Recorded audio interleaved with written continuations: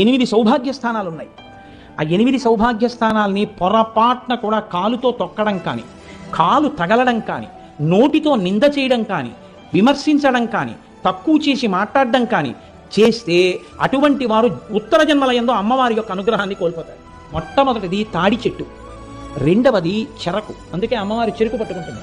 చెరుకు ముక్కలు తీసుకొచ్చి అమ్మవారికి పెట్టినా వినాయకుడికి పెట్టినా పరమప్రీతి. కాబట్టి చెరుకుగడ, తాడి చెట్టు, రూపుమారిన పాలు అంటే జున్ను కానీ పెరుగు కానీ. నాలుగవది ఉప్పు.